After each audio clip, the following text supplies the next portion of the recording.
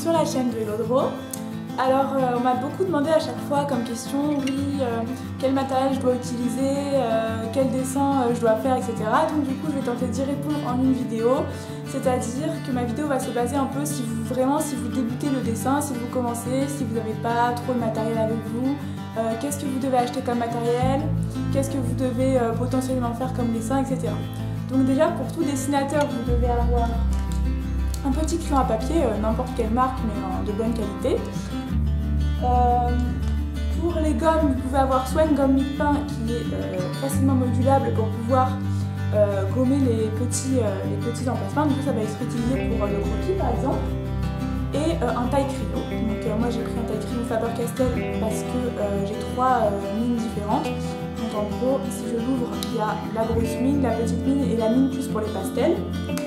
Et vous pouvez également vous munir d'une gomme électrique, donc comme ça je pourrais en faire une vidéo spéciale si vous voulez. Ça laisse très peu de traces sur le papier. Donc voilà, ça c'est les matériaux, matériaux de base que vous pouvez utiliser pour votre croquis. Ensuite, le dessin que vous pouvez faire, ça dépend de votre univers de dessin, en gros ce que vous voulez faire. Et donc ce que vous voulez faire, ça va se répertorier sur le matériel que vous allez utiliser pour colorier votre dessin si vous décidez de mettre de la couleur. Déjà pour ceux qui décideraient de ne pas mettre de couleur ou de faire tout au crayon à papier, je vous conseille d'acheter ce petit truc Faber-Castell. C'est constitué de 12 crayons de papier de Faber-Castell et c'est de différentes intensités. Donc vous avez du 7B au 2, je sais plus, mais en gros le B ça va emprunter les mines grasses, donc qui vont permettre de mettre une intensité plus forte sur le crayon, donc ça va permettre que quand vous appuyez en fait de faire de base une texture très foncée, donc pour tout ce qui va être ombre pour votre dessin, et ensuite vous avez les F ou les H qui vont être beaucoup plus fins. Donc voilà, c'est une petite boîte qu'il faut acheter si vous voulez débuter sans couleur. Ensuite, pour la couleur, ça va dépendre de ce que vous voulez faire comme dessin. Donc déjà, si vous voulez faire par exemple des dessins avec des couleurs plutôt chaudes, je vous conseille d'utiliser les pastels. Donc ceux-là, donc la boîte de 60 pastels. Donc le pastel, ça va être utilisé vraiment pour faire ressortir les couleurs. Donc si votre dessin a des couleurs vives, donc je pense par exemple à la mer, aux poissons, à des grenouilles, tout ce qui va être au niveau sous-marin par exemple. Et également pour si vous avez beaucoup de couleurs chaudes dans votre dessin, donc les couleurs chaudes c'est le rouge, le jaune, l'orange, etc. Ça va vraiment beaucoup ressortir si vous utilisez bien sûr les feuilles adaptées qui sont les feuilles pastel mat. Donc ça j'en parle dans ma vidéo sur le pastel, donc vous pouvez aller en voir si vous voulez. Ensuite, si vous voulez donner un effet peinture à votre dessin, donc pour tout ce qui va être par exemple paysage ou même si vous aimez juste l'effet peinture, je vous conseille d'utiliser les crayons aquarellables. Donc moi j'utilise cela, une boîte de 60 crayons aquarellables de Faber-Castell encore. Et donc ça vous pouvez également aller voir ma vidéo apprendre à dessiner avec les crayons aquarellables. C'est très utile si vous voulez vraiment donner un petit effet peinture à votre dessin. Et même ça permet de mélanger très facilement les couleurs. Si vous débutez, c'est peut-être ce qui va être peut-être le plus simple, même si c'est assez dur au début à prendre en main, mais ça se prend quand même assez rapidement en main. Donc si vous débutez, c'est une très bonne astuce pour débuter assez correctement concernant la couleur.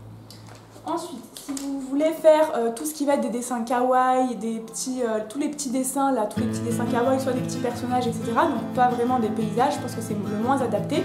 Vous pouvez utiliser des feutres à alcool. Donc moi j'ai deux types de feutres à alcool. J'ai les feutres à alcool à 50 centimes l'unité que vous pouvez trouver à Action ou même je sais pas sur Amazon par exemple.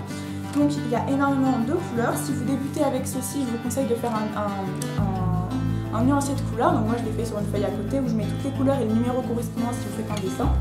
Et si vous avez un peu plus de budget, je vous conseille d'acheter des feutres à alcool qui sont un peu de meilleure qualité, c'est-à-dire que ça va mieux se mélanger les couleurs et vous pouvez effectuer des dégradés mieux réussis, soit avec les Pro Markers, donc moi j'ai que ceux-là, enfin que ceux-là, j'en ai pas que 3, mais je veux dire j'ai que la marque des Pro Markers Winsor et Newton, mais vous avez également les copies ou les graphites par exemple, qui sont beaucoup utilisés également, donc je n'oublie pas, et qui coûtent, donc cela c'est que 3 € l'unité je crois, et les graphites et les copies c'est si ça va jusqu'à 6 € l'unité, donc c'est beaucoup plus cher, mais par contre les mélanges sont beaucoup mieux. Enfin, je trouve que les mélanges de couleurs se font beaucoup plus facilement qu'avec de simples Pro Markers ou qu'avec les simples feutres à alcool que je vous ai montré précédemment.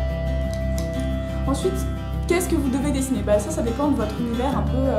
Si vous aimez bien les jeux vidéo comme moi, vous faites des dessins qui sont en rapport avec les jeux vidéo. Donc vous faites par exemple des personnages de jeux vidéo, tout un univers de jeux vidéo. Vous voyez, vous inventez au pire des nouveaux skins à vos personnages par exemple. Après, si vous aimez bien la nature en général, vous pouvez faire des animaux, vous pouvez faire des paysages, etc. Vous avez plein d'idées, vous pouvez trouver plein d'idées de dessin en fait, juste en observant autour de vous, et vous pouvez même dessiner par exemple du dessin d'observation. Ça dépend vraiment de votre univers.